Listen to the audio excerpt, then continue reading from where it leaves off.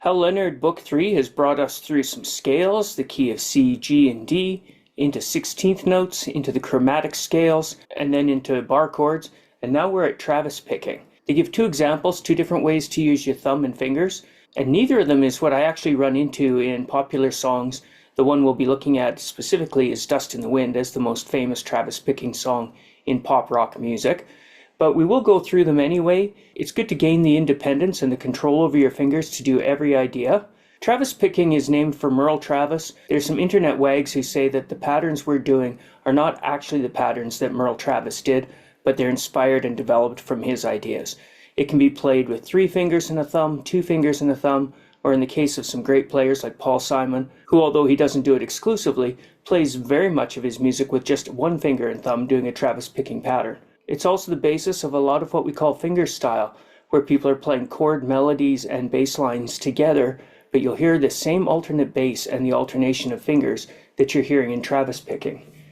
What we're looking at primarily is the thumb. In the second example, we see a fairly normal pattern where the thumb is alternating on beats 1 and 2, alternating strings. We're holding a G chord there, and the thumb, pulgar, P, plays the 6th string, and then the 4th.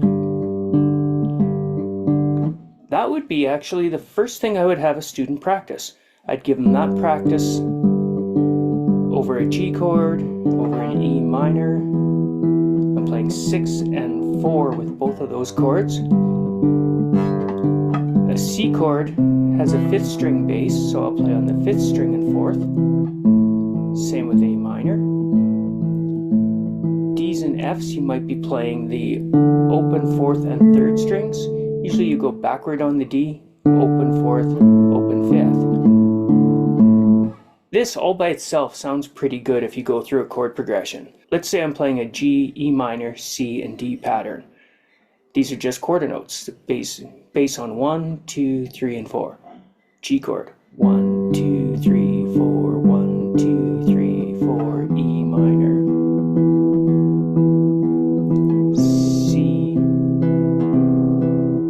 D, I'll do 4th and 5th strings, and G. You want to get good at that idea first. Now we've done some finger picking. The middle of book 2 was covered with finger picking, and we've gone through all kinds of other songs as auxiliary material where we've worked on our fingers. I'm going to rush through this. This is an exercise I'll develop with you later on, but I would then say, okay, let's alternate that thumb, and also between all our thumbs play the middle finger, M, on the 2nd string. So I'd go thumb on the 6th string, M on the 2nd, thumb on the 4th, M on the 2nd. That's so pretty, you know you've heard that in pop music. I'm going to leave that middle finger playing the 2nd string, the thumb doing the alternation on each of the other chords. G, E minor again, C, D, and G. Some people will play with the thumb pick and mute the strings. Sometimes you can mute the bass with your right hand mute, even if you're not using a thumb pick.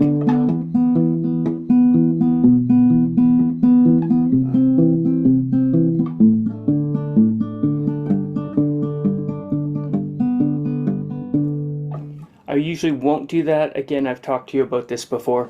I'm holding my guitar up in a classical position. That's not the only way I play, but in this setting I do, so you can see the strings, and that doesn't lend itself easily to me to get my wrist down and play a good palm mute from this position. I'd rather have it sit down on my right leg for that. But that was your thumb and your middle. I would then practice thumb and index. Index would be on the 3rd string generally. So again, I'll play the thumb doing its job, its alternating bass, and answer it with the index finger on string 3.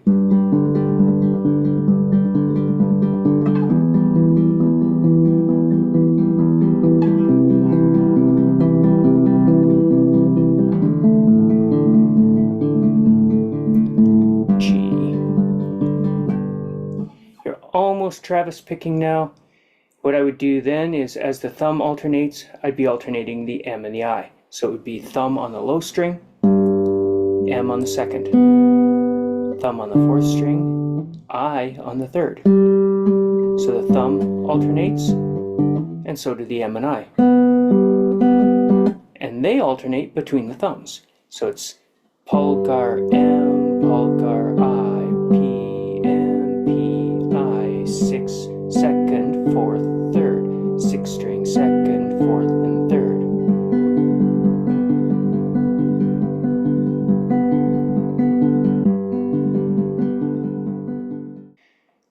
That's not quite Travis picking, although you'll hear that pattern a lot. The final move in Travis pick is to do a pinch. The pattern I'm telling you about right now, I pinch the M and the P on beat 1. That eliminates the answer. I've moved the M off the and beat where it followed the bass and put it with the bass. The remainder of the bar is as it was before, so I get pinch, fourth string, third string, low string, second, fourth string, third string. So P and M together, then P, I, P, M, P, I, pinch, pinch, P, I, P, M, P, I, pinch.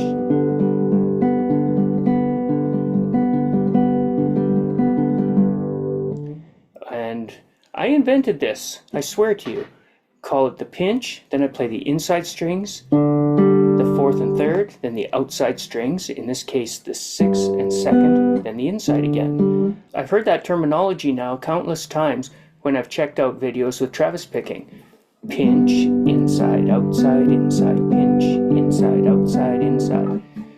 I guess that's just the convergence of people doing the same thing and talking about it the same way, but I say it's my idea. So here we can go through G, pinch, inside, outside, inside, E, C,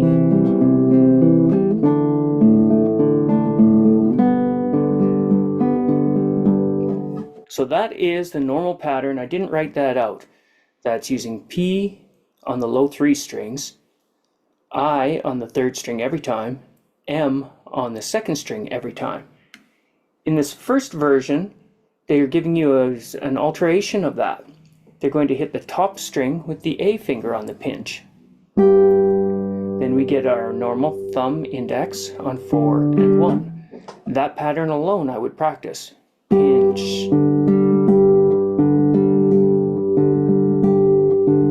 So that's half a bar. Pinch, inside, pinch, inside, pinch, inside, pinch, inside.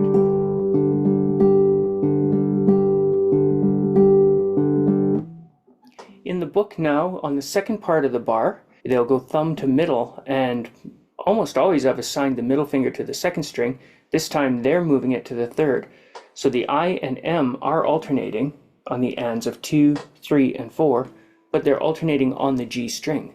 So Hal Leonard is only giving you the top string, then thumb index is 4th and 3rd, low thumb on 6, but middle on 3rd, then the 4th and 3rd again, thumb index. Pinch outside with the A finger, P, I, P, M, P, I, pinch, P, I, P, M, P, I, pinch. They've given you a chord progression for that, which I've been playing already, on line 42. I'm going to use that pattern through this chord progression, not quite following their tab yet.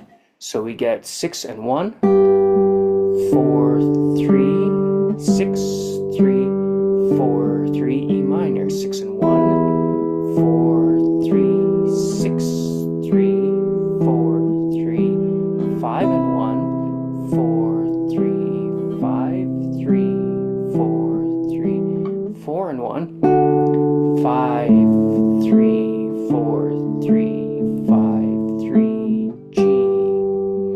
Notice the pinch is twice as long as the others. We've moved the 8th note onto the quarter, so we get 1, 2, and 3, and 4, and.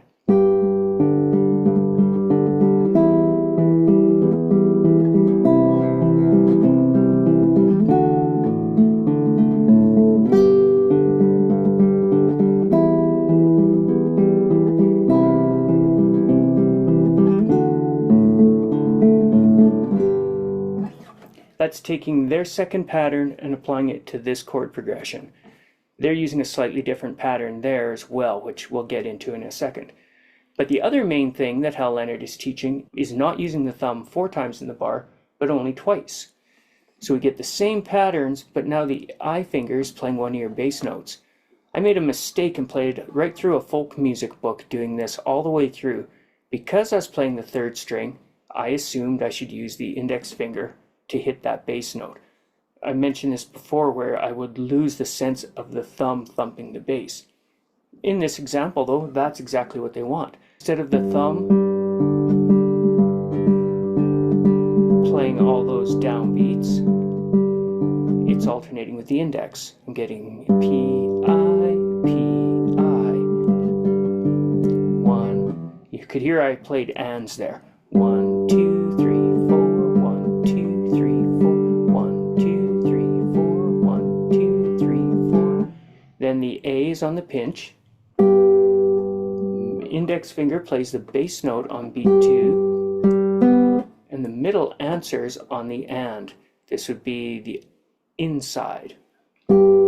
Inside. Outside. Thumb on 4th string. A finger. Annular on the 1st string.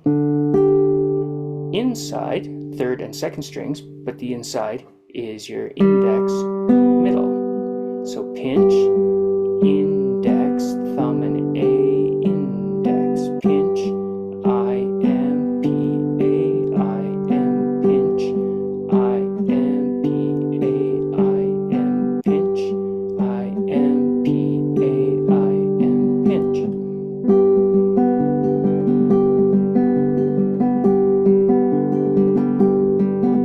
You should still hear the bass, but it doesn't have quite the same quality, so it's just a different sound you can get. Finally, they give us a different pattern here.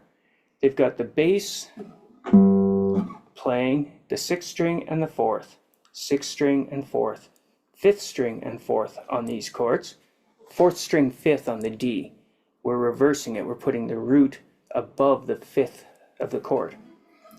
But the fingers are doing the same job still. So we get pinch with PA, IM bass note, next thumb bass note though is 4th string, and IM again.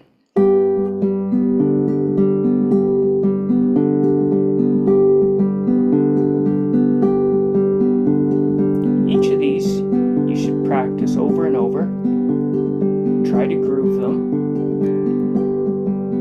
Get them to be second nature, so all you have to tell yourself is which pattern you're on, and your fingers will go do it. You'll notice when you're learning, they won't do that. Every time you change a pattern, you'll be tied up with left feet all over the place again as you relearn it. So you do it on each chord.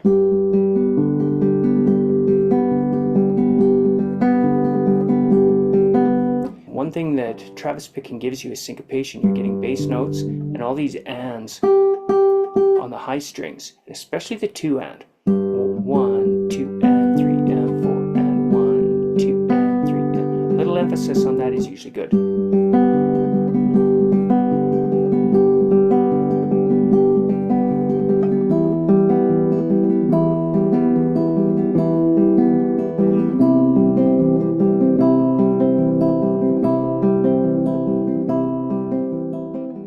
Last thing that they do on this pattern that's not the same as this is they don't play an and on the 4.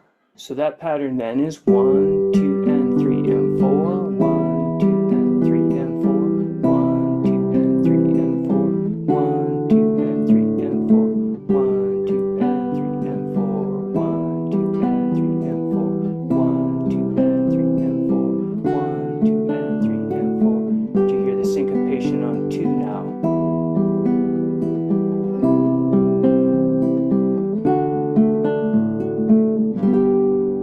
They give you the same pattern on a C progression here. We might as well run through that one once. In the book they alternate the bass on the F. I forgot to write the 5th string bass there, where the first half of the bar has the F note, the second half has the C. You can place those both with 2 different fingers there. Let's try that one out. So we get 5th string on C,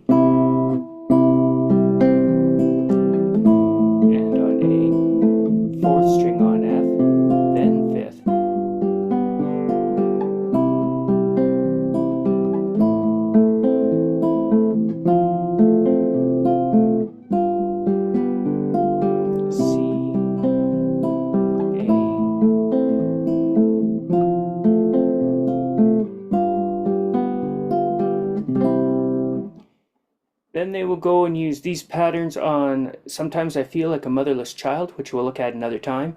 Then we'll go to Dust in the Wind and go through the classic example of Travis picking with that song. Thank you guys. I hope you can get something good out of that, and I'll talk to you later. Bye for now.